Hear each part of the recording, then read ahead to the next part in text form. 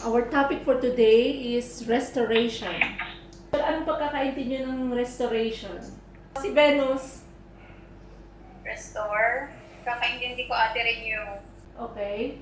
Okay, basahin ko yung ibig sabihin ng restoration. An act of restoring or the condition of being restored, such as a bringing back to a former position or condition.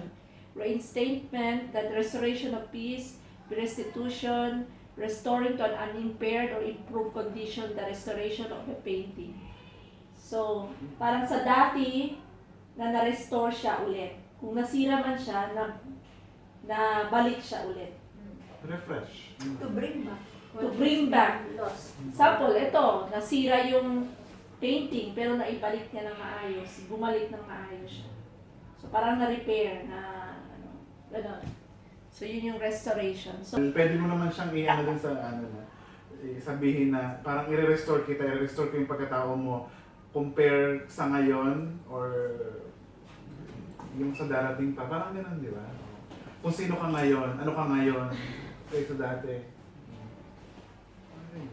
wow, Diba? pwede.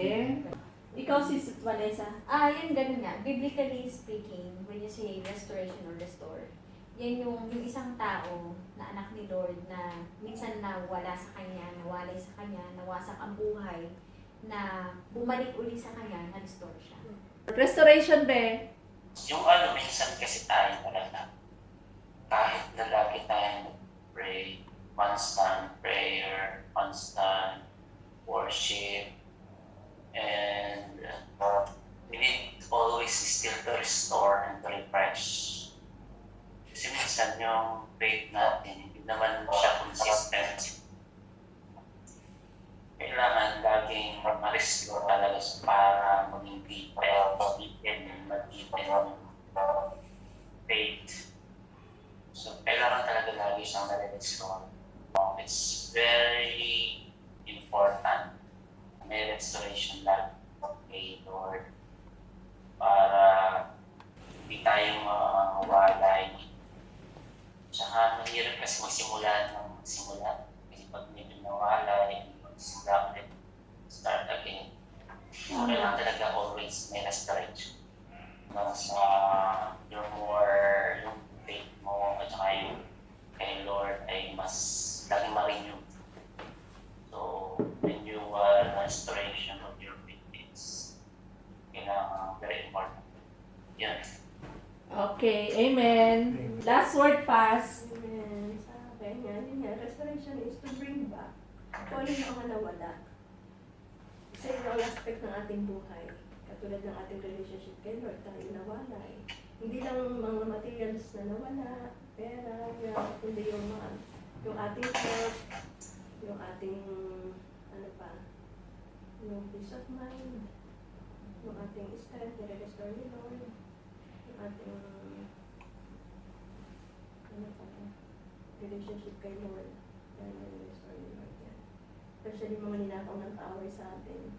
Diba? Kapag tayo ninakaw yung mga business o kaya yung mga nalugi, i-restore din ni Lord yan. Basahin natin yung mga verses na it tells about restoration. Jeremiah 30:17, "For I will restore health to you, and your wounds I will heal, declares the Lord, because they have called you an outcast. It is Zion for whom no one cares." So, sabi ni Lord talaga dito, i-restore niya yung health natin. Kapag tayo ay may sakit, kaya niya tayong pagalingin. Kaya niya tayo i-heal. Yung mga pains natin from our past na sobrang sakit ng ginawa sa atin. Betrayal, kamag-anak mo pa, saktan ka, or mga dark past ka na may nasaktan sa'yo, na abuse. Nihihil ni Lord yan, yung mga pains natin, yung mga wounds na for how many years na yung wounds na yun nandun pa rin yun, kayang i-heal ni Lord yun. So, yan ang promise ni Lord kasi kung dati tayo, nasa labas tayo sa Kanya, outcast tayo, you were called outcast kasi, di ba, Dati yung sina Adam and Eve, nung nagkasala sila, in-outcast sila sa paradise. Pero nung pagdating ni Lord Jesus, ni-restore niya ang relationship natin kay Lord. And yan ang promise ni Lord. Kapag ikaw ay kumapit ka kay Lord, lahat ni-restore niya. Yung health mo, yung nawala sa'yo ng mga pera, yung trust, yung relationship na mag-asawa, nire-restore lahat yan ni Lord. Diba? Kahit nga kami ni Emil, saksi ka dyan, Hari, muntik na kami magkahiwalay, diba? Pero nag-surrender lang ako kay Lord. Ni-restore ni Lord lahat yung aming relationship, at pati yung aming investment, ni-restore ni Lord. Kasi binayaran ni Lord. Nag-surrender lang ako kay Lord. Nag-obey lang ako. Diba? So, next, hanap tayo ng iba.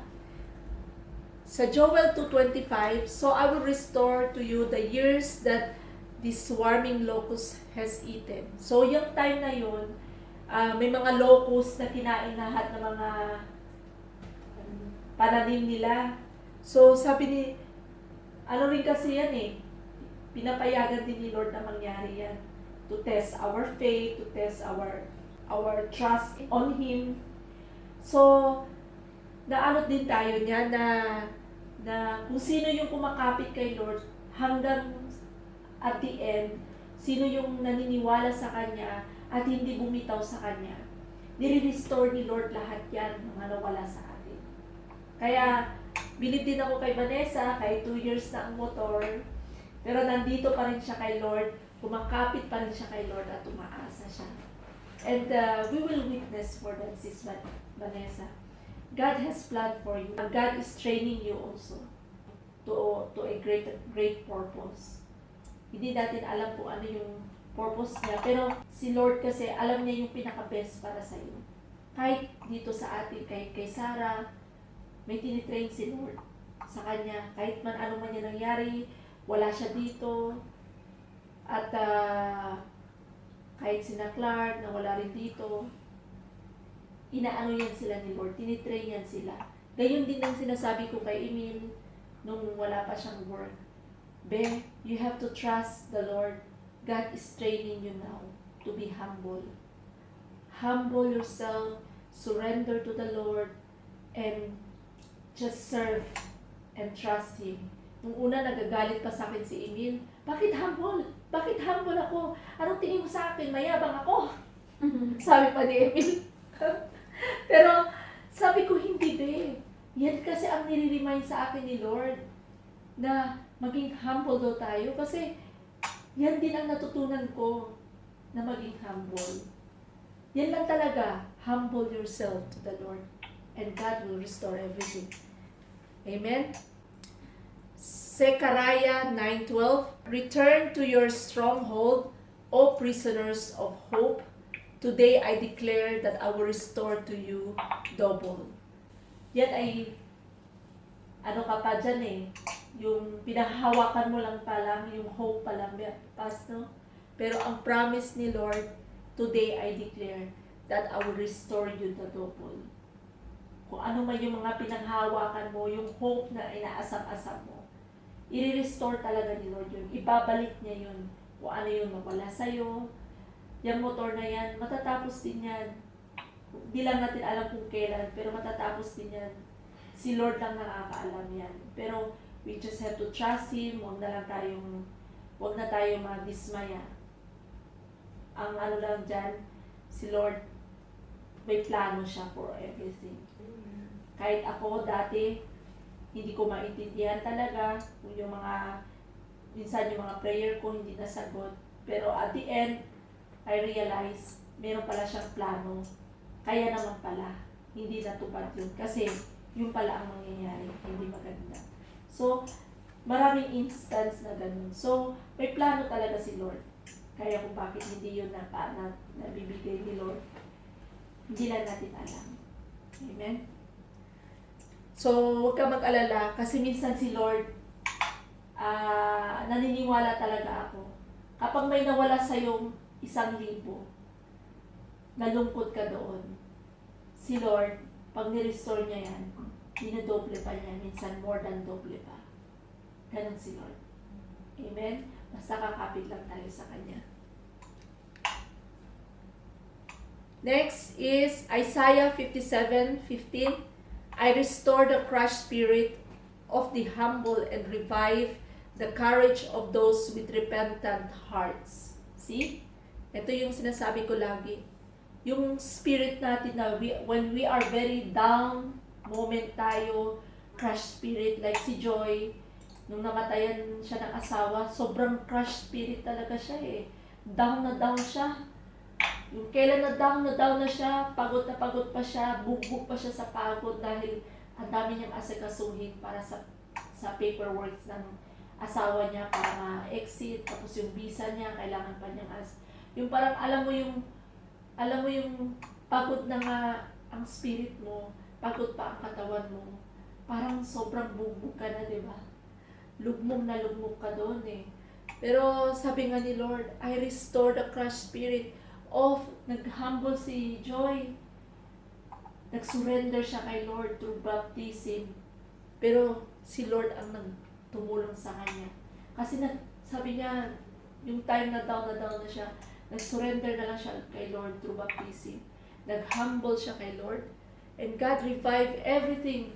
Yung courage of those with repentant hearts. Nag-repent siya sa lahat ng mga kasalanan niya, sa lahat ng mga nagawa niya, ng mga negligence.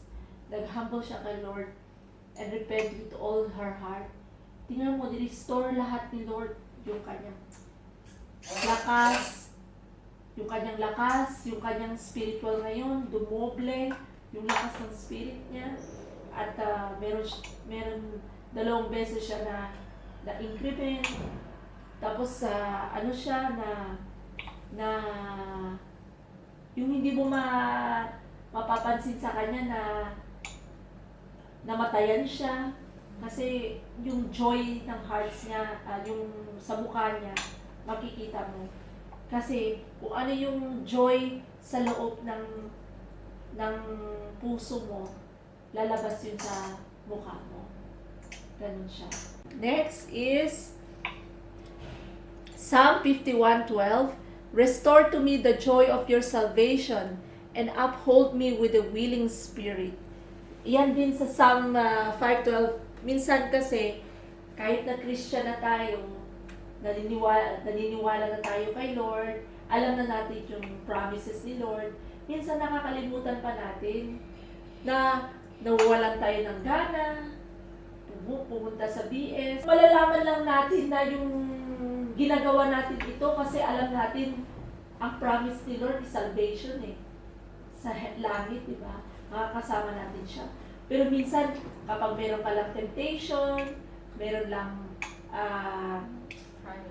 trials, bumibigay ka na, ayaw mo na kasi nakakalimutan mo na yung promise ni Lord, which is your salvation in heaven. Yun ang pinaka-importante, more than sa wealth, more than sa kung ano meron ka dito sa mundo. Pero dahil lang sa mga problema, sa trials, sa temptation, bumibigay ka doon, nakakompromise yung salvation, joy of your salvation. Nakalimutan mo yung spirit of fire sa puso mo, sa spirit mo na yung joy na gusto mo mas-safe ka balang araw at makakasama mo si Lord. Nakakalimutan mo yun dahil lang sa mga earthly things. Pero si Lord kasi, pag bumabalik ka sa Kanya, nire-restore niya ulit yan. At kapag mayroon kang willingness na bumalik ulit sa Kanya, nire-restore niya ni Lord. Yung nga lang talaga, ayaw na ayaw ni Lord, pinipilit natin yung tao. Yung mga ganyang bagay na yan na dahil nawawala yung willing spirit, ayaw ni Lord yan na nawawala na yung willingness natin na makakinig ng salita ni Lord at makasama siya. Ayaw ni Lord yan at ayaw rin niya namimilit siya. Kasi sa pagpunta sa langit, hindi naman niya pinipilit, punta kayo dito sa langit, ang ganda-ganda dito. Hindi siya namimilit. I-share lang niya talaga. Kung gagamitin niya yung mga tao, katulad namin na i-share sa inyo. Pero nasa inyo talaga yan. Yung choice niyo kung tanggapin nyo o hindi. At gusto rin ni Lord, willing ka pumunta sa Kanya at makasama siya. Kaya importante yung communication para ma-strengthen yung faith, yung God. Ang gusto talaga ni Lord, yung willing tayo sa Kanya. At saka gusto niya ibabalik ni Lord niya yung joy na yung willingness mo to be with Jesus, yung makamit natin yung salvation natin. Amen?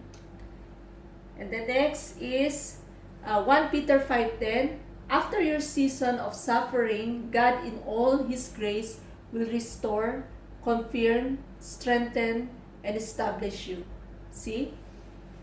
After doon ng mga suffering natin, pagdadaanan lang natin yan. Parang storm. Di ba ang storm, hindi naman yan magtatagal sa dyan eh. Parang yung sabi nga ni Pastor Edapis, yung palm tree. Pag may storm ka, ganun-ganun lang yun. Mag-wave-wave lang. Pagkatapos na ng storm, bagong-bago, ang ganda na ng plant after. Ganun din tayo. Masishaken lang tayo sandali, pero after nyan, magiging maganda tayo after storm. Oo. So kasi, yung suffering natin, ano din yan eh, part ng buhay natin yan to strengthen our faith. Part ng buhay natin yan Tama. to strengthen our spirit. Kung puro lang tayo saya, sabi nga ni yung napanood ko sa Facebook, yung artista na comedian, di ba na-share niya, nung dati marami siyang pera, marami siyang mga alalay, Si Berwin. o si Berwin, hindi niya ma-appreciate si God. Hindi niya ma-appreciate yung presence ni Lord dahil marami siyang pera, marami siyang ari-arian at lahat kung anong gusto niya meron siya. So, magpapasalamat tayo when we are down. Kasi dyan si Lord pumapasok sa atin. Wala tayong distraction. Ang distraction natin actually yung safe zone natin. Kaya yung dati sinasabi ni Joy, comfort zone niya yun. Kaya parang na-shaken siya ni Lord eh, yung kinuha sa kanya ni si Clifford. Na-strengthen yung spirit niya. Na lalo siyang lumapit kay Lord. Ganon si Lord. Kaya yung mga problema natin ngayon, kung ano man yung problema mo, Hari, ano yan? Kay Sister Vanessa din. Ano natin yan? Panghahawakan natin yan. Yan yung way na kinokonek tayo ni Lord. Yung down moment natin. At i-restore ni Lord lahat yan after. Kung ano man yung suffering na yan. O, after your season of suffering, God in all His grace will restore. Kasi napaka-gracious ni Lord. He's so gracious to us. Napakabuti niya, napakabait niya. God is good all the time. Amen? All the time, God is good. Amen. So, confirm, strengthen, and establish you. Ini-establish ka lang. Para lang yung gold. Yung gold na jewelry, bago yan maging magandang jewelry. Dadaan mo na yan sa apoy. Dadaan mo na yan sa maraming pukpok. At paano yan imomold? I-apoy, ipukpok. Maraming proseso yan na idikdik ka bago ka maging magandang jewelry. Ganon din tayo. Bago tayo maging magandang spirit, marami pa tayong kailangan i-crush pa ang spirit, kailangan pa may mga mangyayaring mga troubles, pero kahit ano man yung problema na yan, kahit ano pa man na nangyayari sa buhay natin, hindi yan ibibigay ni Lord, hindi yan i-allow ni Lord kapag hindi natin kaya. Ganun yan si Lord. Binibigay sa'yo yan ni Lord. Kasi alam niya kaya mo malampasan yan. May tiwala siya sa'yo na kaya niyong lampasan yan. Amen? Isa sa mga example ito sa Bible na na-restore ni Lord. Katulad si King David, siya ay ni-restore ni Lord. Kahit na nagkasala siya, katulad nung kinento nga natin na commit siya ng adultery, tapos ang nag-suffer, yung kanyang anak, yun ang kinuha ni Lord, di ba? Pero, ang ginawa kasi ni David, instead na magalit siya kay Lord, na kinuha yung anak niya, dahil sa kasalanan nila ni Bathsheba, nag-humble siya kay Lord, at humingi siya ng tawad. Tinanggap niya ng buong puso yung consequence ng kanyang kasalanan. Kasi lahat ng kasalanan may consequence. Pero kapag tayo ay nanglaban kay Lord, lalong lumala ang ating sitwasyon. Pero kung tayo ay nag-humble kay Lord at humingi tayo ng tawad, nire-restore ni Lord lahat ng mga nawala. Kaya, kahit namatay yung anak niya, binigyan sila ng blessing ng bago nilang marriage. Yung kinasal sila, biniles ni Lord yung marriage nila. Kahit nag-commit man ng adultery, namatay na yung unang asawa ni Bathsheba, pero tinanggap ni Lord at pinorgive sila kasi nag-humble sila kay Lord. And kahit namatay yung unang anak nila, binigyan sila ng anak pa ulit. And that is King Solomon. Amen? So, nire-restore ni Lord yan. Si Samson naman, di ba, nang bababae siya, na ang kanyang instruction sa kanyang mga magulang is huwag siyang uminom ng alak at huwag siyang makipag-marriage sa mga hindi Israelites, diba? So maraming mga instruction na binigay kung bakit ayaw ni Lord yun, kasi gusto ni Lord kasi siya ang gagamitin para magamit yung kanyang strength para maitaboy ang mga Palestine that time. Tama, Pas? So since hindi siya sumunod sa instruction na yun, lalo pa siyang nag-intermarriage pa siya sa mga Palestine at nakipagharutan, nakipagkaibigan, gano'n. So, nung na-trap siya sa end of his story, alam naman natin na nabulag siya, kinuha yung kanyang mga mata, at nawala yung kanyang lakas kasi yung weakness, nalaman na yung strength niya ay nasa buhok niya. Kaya nung naputulan siya ng buhok, nawala siya ng lakas, at bulag siya, kahit na wala siyang lakas at bulag siya, humingi lang siya kay Lord ng kapatawaran. Nag-humble siya kay Lord at humingi siya na i-restore ulit yung kanyang strength. Nagawa niyang iwasak yung templo para magampanan niya yung purpose ng life niya na maraming Labanan ang patay ng mga Kristo. yung purpose na yun na patayin ang mga Palestines. Yun ang inutos ni Lord kay Samson. Patay ng Palestine. Yes. Ba't may natira pa? Hindi nga napatay lahat. Kasi nga, yung mga inuutos niya, hindi sumusunod. Kaya may natitira. Kaya galit na galit si Lord. Pero itong si Samson, nag-humble siya. Humingi siya in last minute of his life. Na i-restore ulit yung strength niya para mapatay niya ng marami ang mga Palestine. So, yun ang utos ni Lord. And then next is si Job. Si Job, isa siyang mayaman at kilalang tao sa kanyang time, pero na-test yung kanyang faith. So, siya ay, sabi ni Satan, kaya naman yan sumasamba sa'yo, kaya naman yan naniniwala sa'yo, kasi binibigyan mo lahat ng yaman, ng karangyaan, kaya yan sumasamba sa'yo. Subukan mo tanggalin mga yan.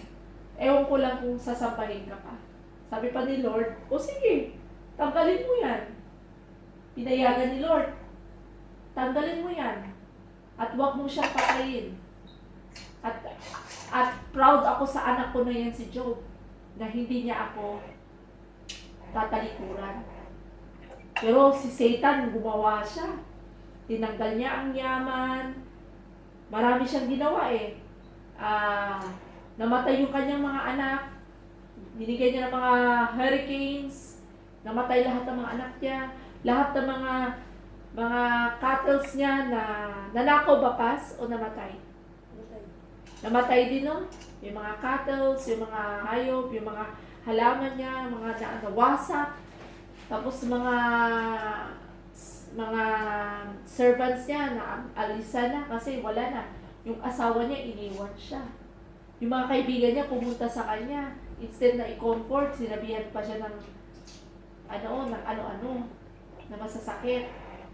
So sabi ni Lord, instead na magreklamo si Job at magsabi na nirereklamo niya si God, ang sinabi lang talaga niya is, bakit nangyayari ito sa akin? Oh, nagtanong siya pero parang ano na siya, bakit deserving ba ako nito? Bakit ako nangyari nito? Pero hindi pa rin siya tumitigil sa kanyang hope kay Lord.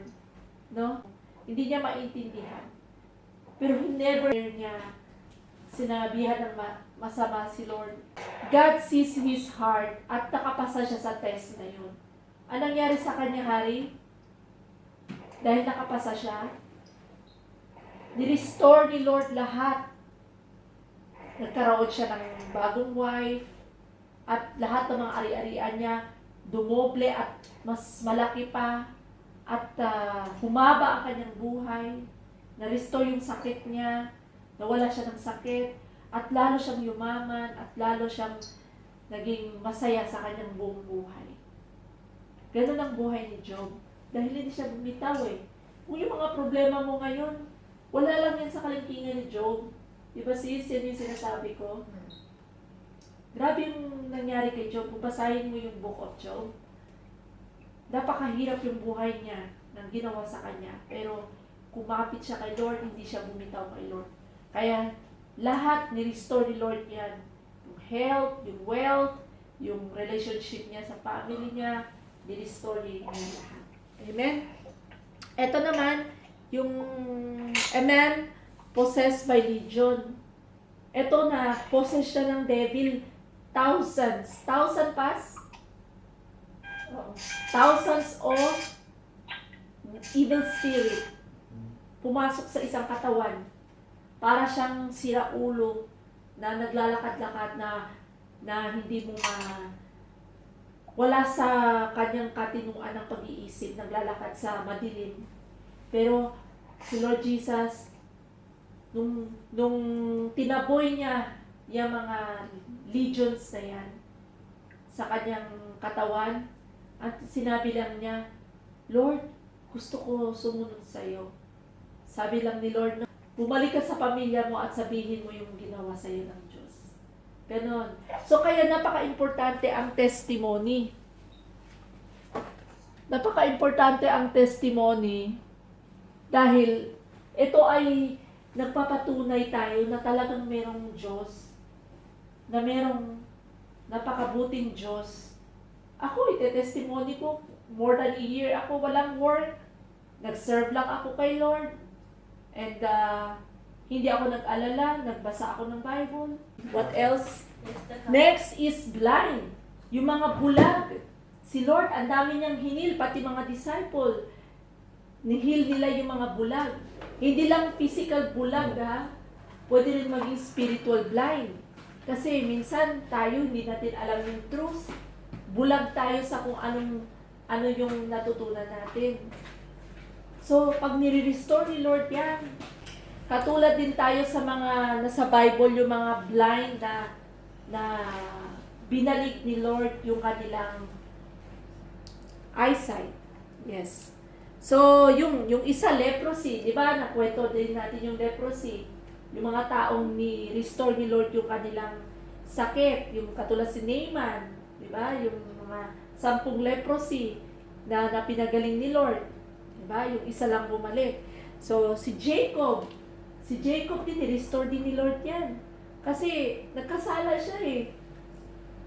Nilinlang niya ang kanyang kapatid na dapat para sa kapatid niya yung birthright. Pero dahil lang sa munggo, na sabi niya, gutom na gutom ka, o sige, bigay ko sa'yo yung pagkain na yan, pero bigay mo sa akin yung birthright mo. Eh, gutom na ka, o sige na, sa'yo na yung birthright na yan. O, diba? Kasi ang birthright, yan yung pagka nasa'yo yan, ikaw ang magmumuno sa iyong tribo. Ganon. So, nilinlang niya ang kapatid niya. So, nagkaroon sila ng hidwaan in the future. And, pero dahil napakabuti ni Lord, ni-restore ni Lord si Jacob. At tinuloy ni Lord yung kanyang promise sa bloodline ni Jacob. Kasi after Jacob, dyan ang bloodline ni Jesus. Through bloodline ni Jacob, na-restore yung relationship natin kay Lord. Kasi sa bloodline na lumabas si Jesus. Amen? And next is, last but not the least, ito yung restoration summary. From the beginning, creation of God, and then nag-fall, nagkasala, and then redemption through Jesus Christ, and pagpunta natin sa langit, yan yung restoration. Ito yung summary ng whole Bible of restoration. Amen? Creation, fall, redemption, and restoration. Yung creation, yung pag-create kay na Adam and Eve. Nung nagkasala ang mga tao, yan yung fall. And kaya dumating si Jesus, kaya tayo na redemption. And then, bumalik si Jesus sa heaven, at binigay sa atin yung salita ni Lord, at para ituro sa atin ang salvation, para magkaroon tayo ng restoration sa heaven. Amen?